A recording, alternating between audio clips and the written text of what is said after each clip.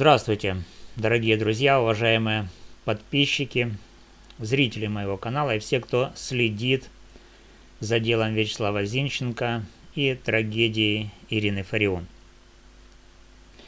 С вами юрист Валерий Табаков. Сегодня я записываю это подробное видео специально для вас, как разговор по душам и по фактам, потому что накопилось очень много вопросов, очень много недопонимания. И, наконец-то, пришло время поставить все на свои места. Тема сегодняшнего эфира – в чем настоящая причина моего конфликта с двумя группами поддержки Зинченко – группой Ланы и группой Татьяны Мусихиной. И почему к этим двум группам или против них и против меня также выступает группа поддержки Софии Особы. Я разберу все подробно с примерами, чтобы даже тот, кто сегодня зашел на канал, все понял. Поэтому готовьте чай, блокнот, если хотите записывать, и давайте разбираться честно, без эмоций, с юридической и с человеческой точек зрения. Начнем с самого начала. Я, Валерий Табаков, юрист с многолетним опытом, подключился к этому делу не ради славы, не ради денег и уж точно не ради того, чтобы кого-то топить или спасать.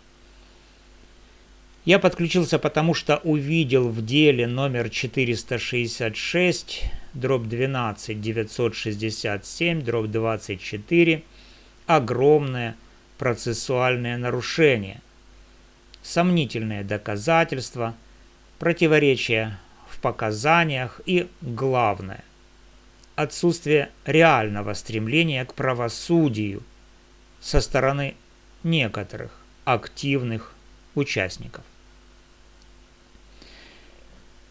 Моя позиция с первого дня и до сегодняшнего момента одна. Я хочу, чтобы суд установил истину.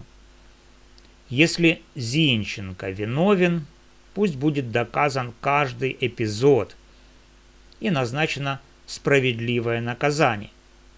Если не виновен, пусть он будет оправдан, а виновные в фальсификациях понесут ответственность.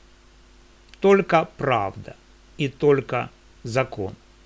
Никаких освободить любой ценой, никаких, да хоть он и виноват, но все равно выпустим, это не правосудие, это что-то другое. И вот именно здесь и начался конфликт. Первый звоночек прозвучал, когда я подал официальное заявление в суд о признании меня потерпевшим в этом деле. Почему я это сделал? Потому что как юрист, который публично анализирует материалы, который готовит ходатайство, который показывает противоречия, я сам стал объектом давления, угроз и попыток дискредитации. Я имею право защищать свои интересы как участник процесса. Это абсолютно законно по УПК Украины.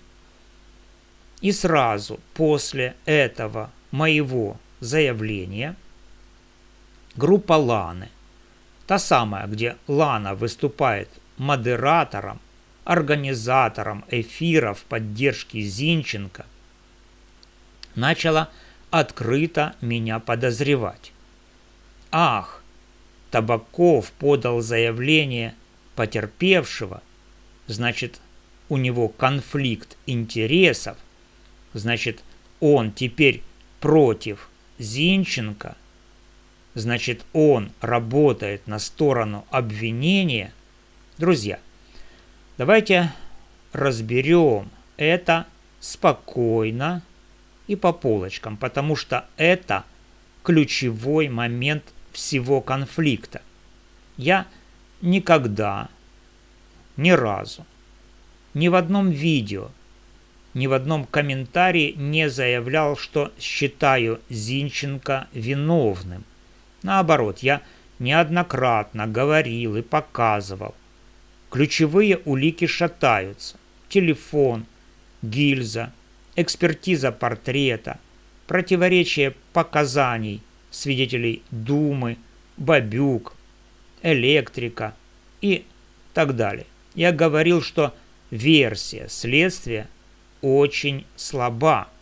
Я защищал презумпцию невиновности Зинченко сильнее, чем многие из тех, кто сейчас меня обвиняет. Тогда почему недоверие? Потому что группа Ланы в глубине души сама не уверена в стопроцентной невиновности Вячеслава. Они это не говорят вслух. Они декларируют: Зинченко невиновен 100%, но при этом их главная позиция звучит так: освободить Зинченко любой ценой, даже если он виновен. Все равно освободить, потому что он наш, потому что символ, потому что дело политическое. Вот это и есть корень. Они выступают не за правосудие, а за освобождение человека, независимо от того, что реально произошло у тех чемоданов на улице Масарика 3 во Львове. А я выступаю именно за правосудие. Поэтому, когда я подаю заявление потерпевшего, они видят в этом угрозу своей линии – освободить любой ценой. Они думают, если Табаков будет внутри процесса, как потерпевший, он может копать правду. А вдруг правда окажется не в пользу нашей версии. И поэтому недоверие. Не потому, что у меня есть конфликт интересов с Зинченко, его нет, а потому что у них самих есть внутренний конфликт с правдой. Они боятся, что настоящая юридическая работа может привести к результату, который не совпадет с их эмоциональной установкой. Зинченко должен выйти. Я это говорю без злости. Я это констатирую. Группа Ланы – хорошие люди, искренне переживающие, но их позиция внутренне противоречива. Они говорят невиновен, но действуют по принципу все равно освободить. Это классический когнитивный диссонанс. И когда появляется человек, который последовательно говорит: давайте установим истину, даже если она будет неудобной, они начинают видеть в нем врага. Теперь перейдем ко второй группе. Группе Татьяны Мусихиной. Здесь конфликт вышел на новый уровень и стал еще более открытым. Мусихина и ее команда начали конфликтовать со мной уже не только по идеологическим причинам, но и по очень конкретной, материальной. Они увидели конкуренцию за донаты. Да, друзья, давайте называть вещи своими именами. Вокруг дела Зинченко собираются серьезные пожертвования. карты, монобанк, даже крипта. И это нормально, когда деньги идут на адвокатов, на экспертизы, на помощь семье. Но когда часть этих средств начинает использоваться не по назначению, на футболки с перепродажей, на личные расходы, на создание своего бренда поддержки, тогда возникает вопрос. Я начал публично говорить о прозрачности.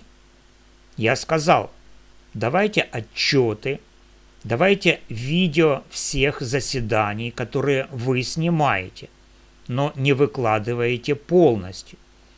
И сразу реакция. Табаков хочет отжать донаты. Табаков мешает нам зарабатывать. Но опять же, корень не только в деньгах. Корень тот же самый. Неуверенность в невиновности. Если бы группа Мусихиной была на 100% убеждена, что Зинченко чист как слеза, им не нужно было бы бояться прозрачности. Им не нужно было бы защищать свой поток донатов любой ценой. Они бы радовались, что еще один юрист копает в сторону оправдания.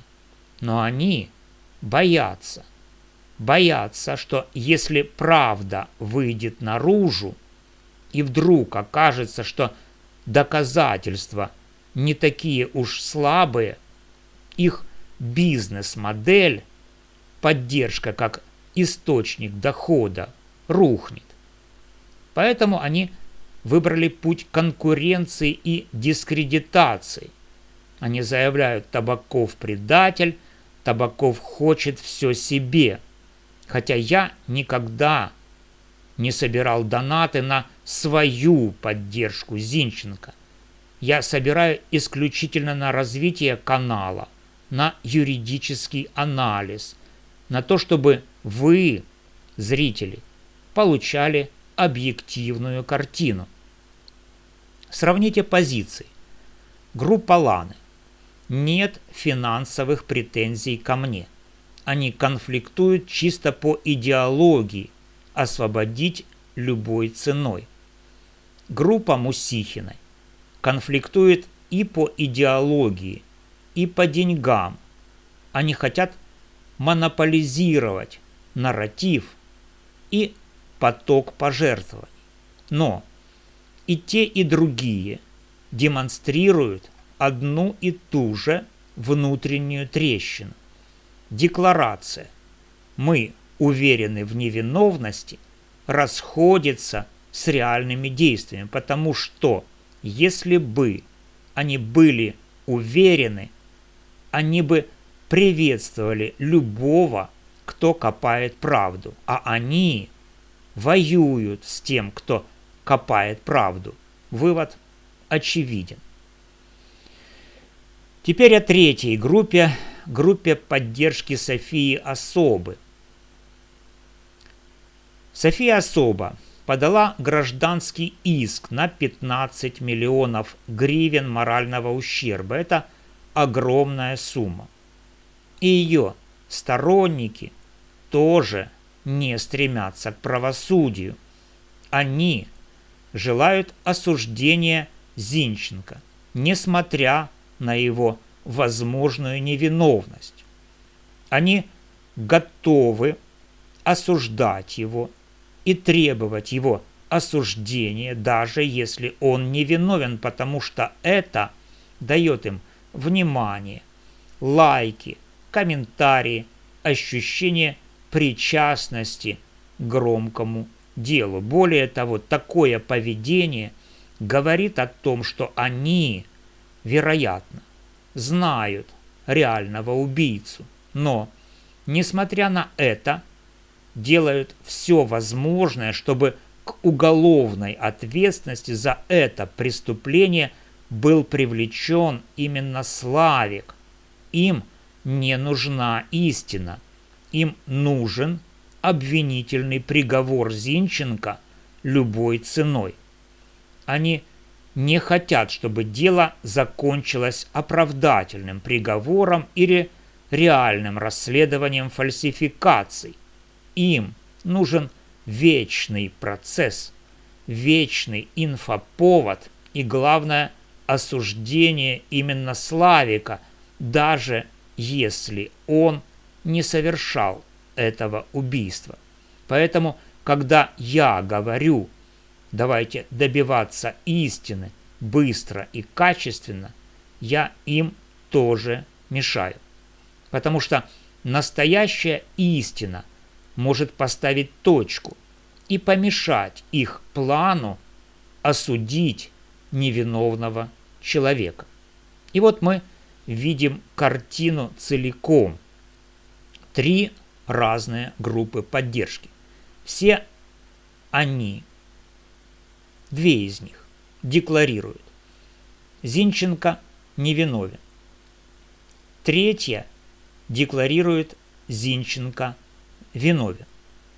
И делают вид, что борются за справедливость. Но все 3 конфликтуют именно со мной, человеком, который последовательно работает на правосудие, а не на освободить любой ценой и не на осудить любой ценой и не на вечный контент. Значит, друзья, проблема не во мне.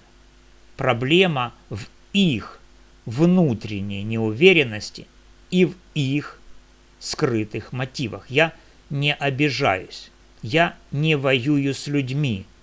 Я просто продолжаю делать свою работу. Я готов сотрудничать с любой группой, которая ставит правду выше эмоций, выше финансов и выше желания осудить или освободить человека любой ценой. Но пока они выбирают другой путь. И я буду говорить об этом открыто. Друзья, я обращаюсь сейчас лично к Лане, к Татьяне Мусихиной, к сторонникам Софии Особы и ко всем, кто читает или смотрит это видео. Давайте проведем эксперимент. Давайте все вместе потребуем: первое, полную публикацию всех видеозаписей судебных заседаний без купюр. Второе, публичные отчеты по всем поступившим донатам с целевым назначением. Третье, совместную подготовку ходатайств о дополнительных экспертизах, которые могут окончательно снять или подтвердить подозрение. Если вы согласны, напишите в комментариях «Готовы к правде». Если нет, тогда честно признайте: мы боимся правды, поэтому и конфликтуем с Табаковым. Я же со своей стороны обещаю, пока я буду вести этот канал, здесь будет только анализ, только факты, только стремление к справедливому приговору. Ни копейки не пойдет мимо цели. Ни одного слова против Зинченко просто потому, что. Только за истину. В заключение хочу сказать, это дело не про Зинченко лично.